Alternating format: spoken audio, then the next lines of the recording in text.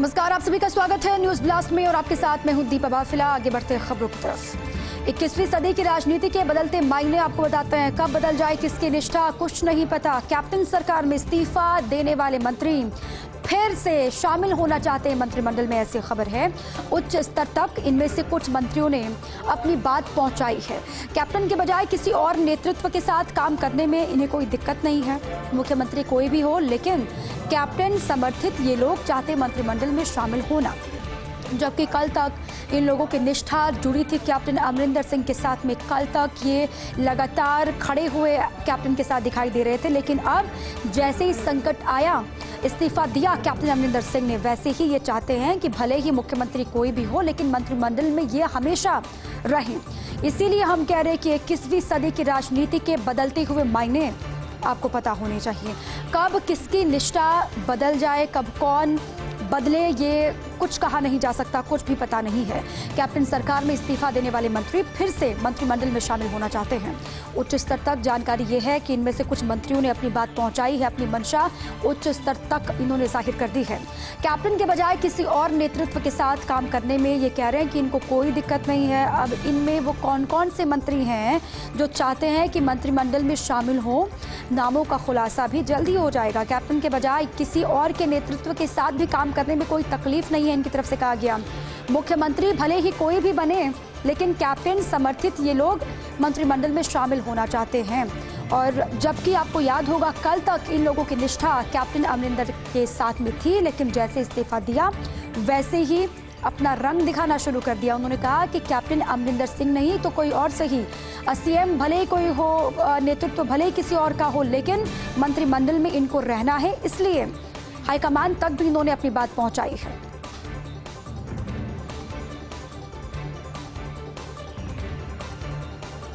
पंजाब के राजनीतिक घटनाक्रम पर मुख्यमंत्री गहलोत का ट्वीट। उन्होंने कहा है कि मुझे उम्मीद है कि कैप्टन अमरिंदर सिंह जी ऐसा कोई कदम नहीं उठाएंगे जिससे कांग्रेस पार्टी को नुकसान हो। सूबे के मुखिया अशोक गहलोत का ट्वीट है। पंजाब के घटनाक्रम पर उन्होंने ट्वीट किया है। उन्होंने कहा है कि मुझे पूरी उम्मीद है कि कैप्टन अमरिंदर सिंह ऐसा कोई कदम नहीं उठाएंगे जिससे कांग्रेस पार्टी को नुकसान हो। कैप्टन साहब ने स्वयं कहा कि पार्टी ने उन्हें 9.5 साल तक मुख्यमंत्री बना करके रखा है।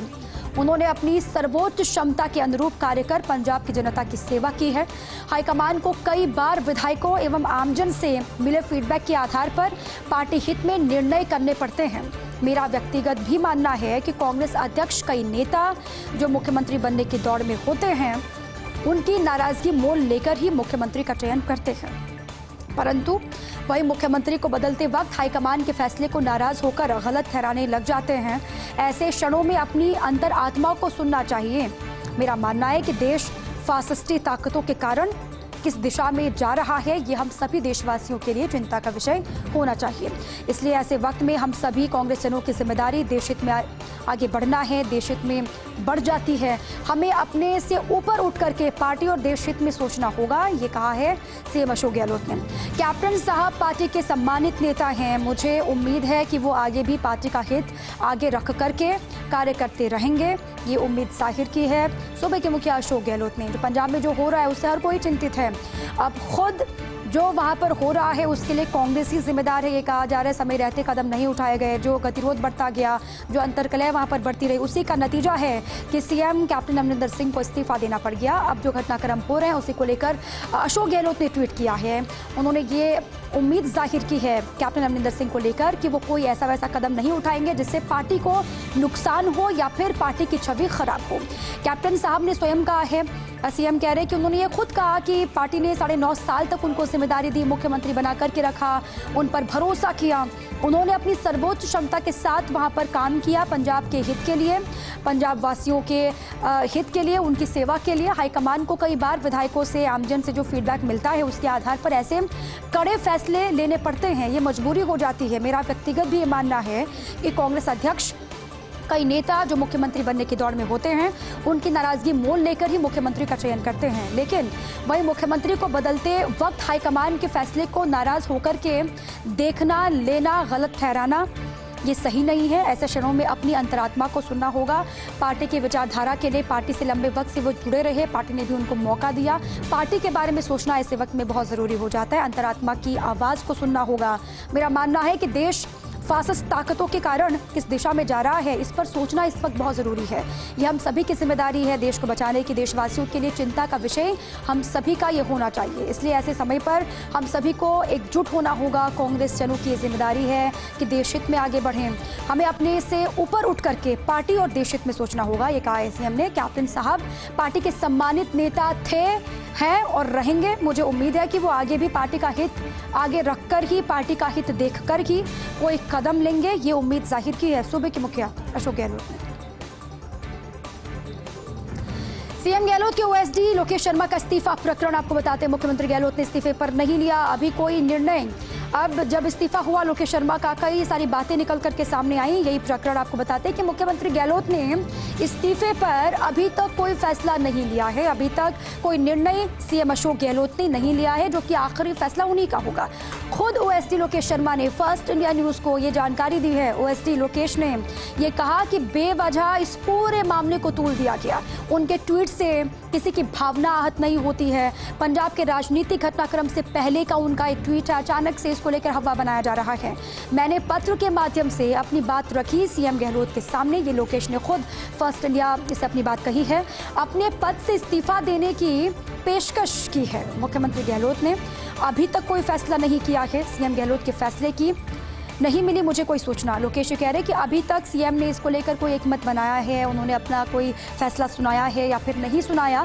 अभी तक इसके बारे में उनको कोई सूचना नहीं मिली है। वो साफ तौर से ये कह रहे हैं कि मेरा जो ट्वीट है वो सामान्य सा एक ट्वीट है, उसमें किसी की भावनाएं आहत नहीं होती हैं। इतना बड़ा मसला वो है नहीं कि इतनी तूल देने की आवश्यकता थी।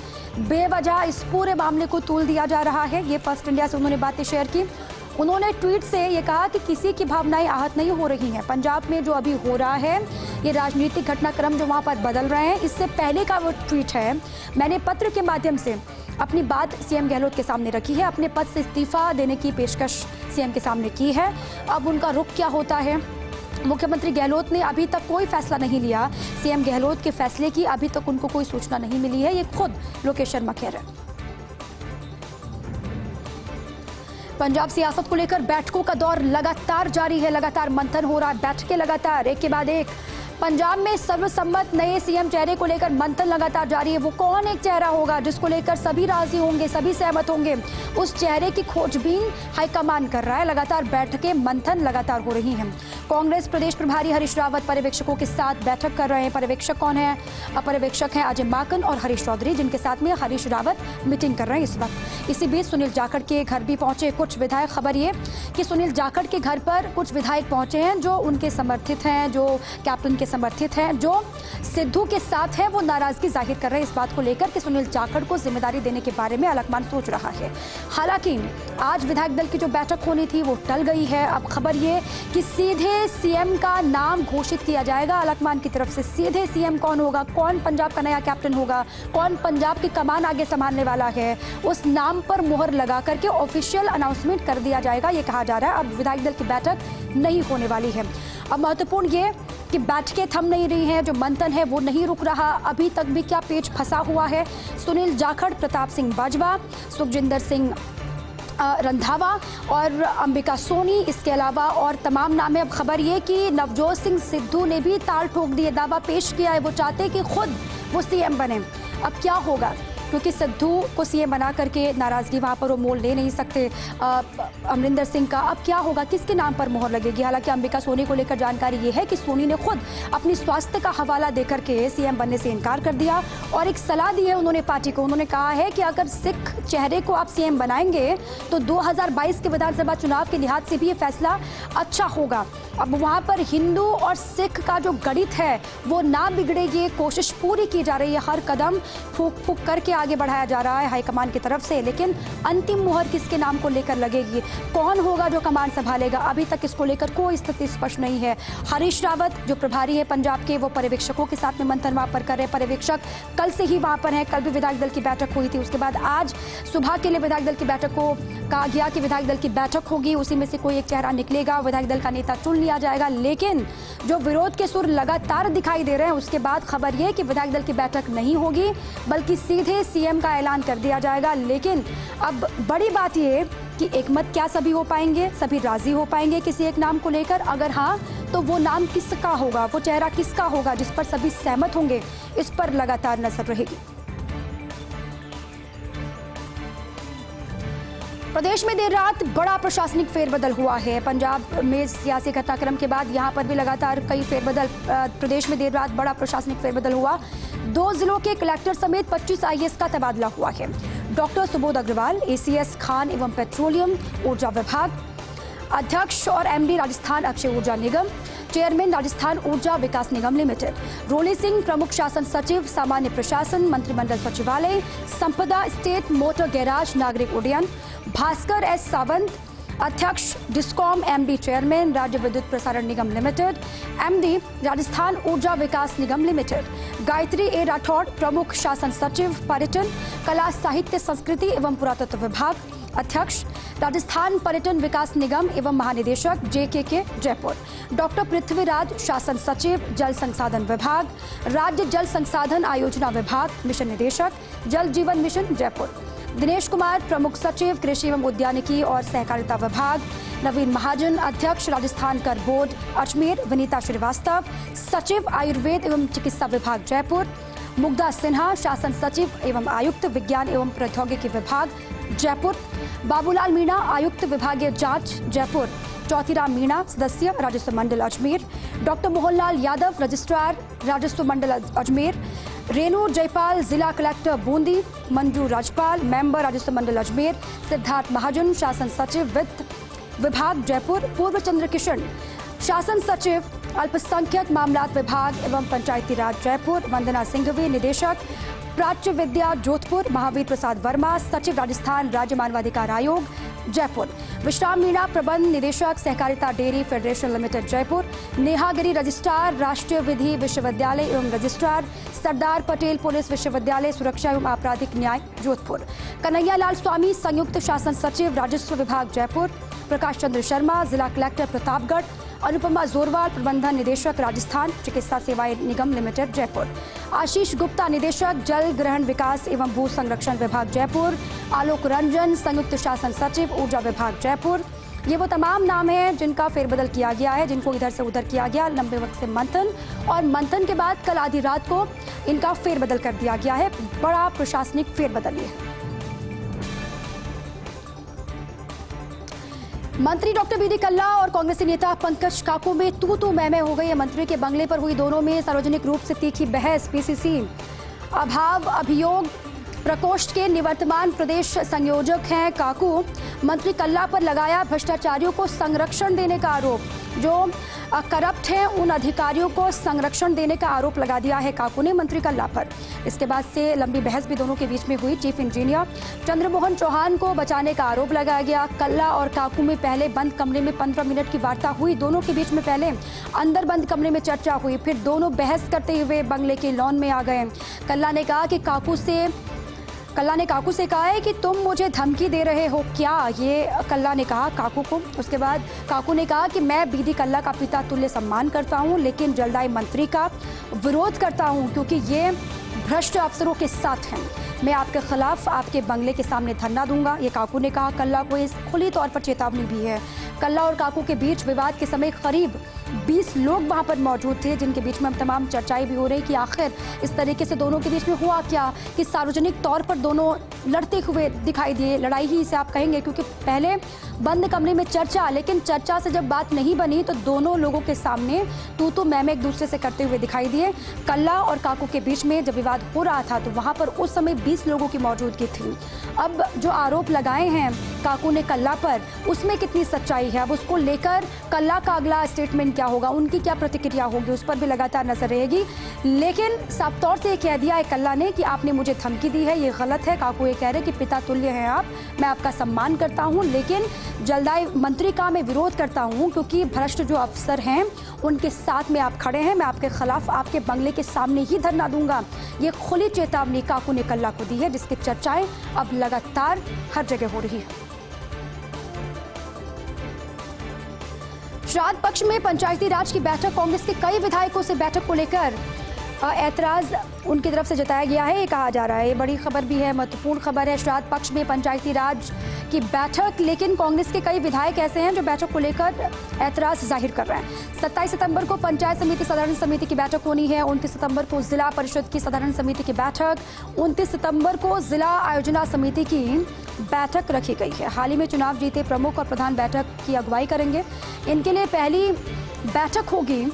श्राद्ध पक्ष में वो ये शुभ कार्य करने के इच्छुक नहीं हैं। हिंदू मान्यताओं के अनुसार श्राद्ध पक्ष में नया काम शुरू नहीं किया जाता है, इसलिए भी नाराजगी वो जाहिर कर रहे हैं। नए प्रमुख, प्रधान और मेंबर्स का मानना नवरात्र में शुभ अवसर भी है, नवरात्र का मौका है, तब अगर वो इसकी शुरुआत करेंगे तो ये अच्छा होगा। इसी को लेकर अब क्या होता है, बैठक में ये विधायक आते हैं या फिर नहीं आते हैं, इनकी नाराजगी को दूर किया जाता है या फिर नहीं, इस पर भी लगातार नजर होगी। एक बार फिर से खबर आपको बताते हैं कि श्राद्ध पक्ष में पंचायती राज की बैठक, जिसको लेकर कांग्रेस के कुछ ऐसे एमएलए हैं जो नाराजगी जाहिर कर रहे हैं, जो ऐतराज जाहिर कर रहे हैं। 27 सितंबर को पंचायत समिति साधारण समिति की बैठक होनी है। 29 को जिला परिषद की साधारण समिति की बैठक और 29 को जिला आयोजना समिति की भी बैठक रखी गई है। अब हाल ही में जो चुनाव जीते हैं वो प्रमुख और प्रधान जो बनकर के आए हैं, उनकी भी मौजूदगी होनी है, वो अगवानी वो करेंगे बैठक की। इनके लिए पहली मर्तबा होगा कि बैठक की अगुवाई वो करेंगे। श्राद्ध पक्ष में वो ये शुभ कार्य करने के इच्छुक नहीं है। वो खुद भी ये कह रहे हैं कि श्राद्ध पक्ष है, ऐसे में हिंदू मान्यताओं के अनुसार ये कहा जाता है कि कोई भी अच्छा काम अगर आप कर रहे हैं, शुभ कार्य कर रहे हैं, तो श्राद्ध अच्छा नहीं माना जाता। वो इंतजार करना चाहते नवरात्र का। हिंदू मान्यताओं के अनुसार श्राद्ध पक्ष में नया काम शुरू करना अच्छा नहीं माना जाता। नए प्रमुख, प्रधान और मेंबर्स का मानना है कि नवरात्रा शुभ है, इसलिए इंतजार नवरात्र का करना होगा। अब देखते हैं आगे इस पर क्या अपडेट आगे आती है, वो भी आप तक पहुंचाएंगे। बहरहाल अब ऐतराज को दूर करने की कोशिश लगातार की जाएगी। एयरलाइंस कंपनियों और यात्रियों को बड़ी राहत, नागरिक उड्डयन मंत्रालय ने बड़ी राहत दी है। एयरलाइंस कंपनियों को और यात्रियों को, दोनों को ये राहत है और ये राहत दी है नागरिक उड्डयन मंत्रालय ने। अब 85% क्षमता के साथ हवाई यात्रा हो सकेगी। नागरिक उड्डयन मंत्रालय ने अनुमति दे दी है। नया आदेश लागू होने तक 85% यात्री हवाई यात्रा कर पाएंगे। ये एयरलाइन कंपनियों के लिए भी खुशखबरी है और यात्रियों के लिए भी ये खुशखबरी है। इससे पहले ये क्षमता 72.5% थी। मंत्रालय की ओर से कोरोना केस में कमी जो आई है, उसके बाद ये छूट दी गई है।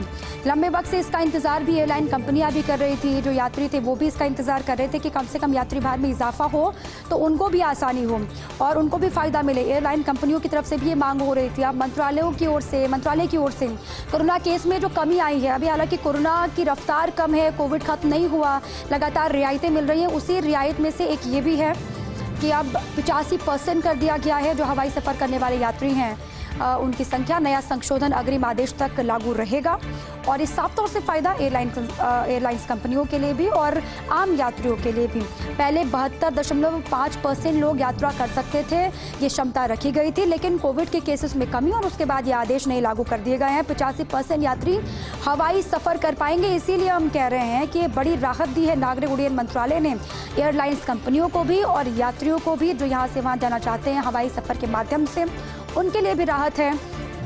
और अब आगे भी लगातार रियायतें मिलती रहेंगी। अगर कोविड के केस में इस तरीके से ब्रेक लगता रहा, इसी तरीके की स्थिति बनती रही, तो लगातार ये रियायतें और बढ़ेंगी। लेकिन अगर स्थिति आगे बिगड़ती है, लापरवाही कहीं दिखाई देती है, तो फिर और भी पुख्ता आगे नियम कर दिए जाएंगे, कड़े होंगे। जो 85% आदेश लागू किया गया है हवाई सफ़र के लिए, उसमें भी प्रोटोकॉल की पालना करनी ही होगी। अब यात्री क्षमता में इजाफा किया जा रहा है, लेकिन प्रोटोकॉल में कोई बदलाव नहीं किया जा रहा। जो प्रोटोकॉल हैं वो वैसे ही आगे चलते रहेंगे, सभी की पालना करनी होगी। जो हवाई सफ़र कर रहे हैं वो यात्री, और एयरलाइंस कंपनियों पर भी ये जिम्मेदारी होगी कि आप भी लोगों से इसकी पालना करवाएं। खबरें लगातार जारी हैं। एक छोटे से ब्रेक के लिए आप रुकते हैं, फौरन लौटेंगे कुछ और खबरों के साथ।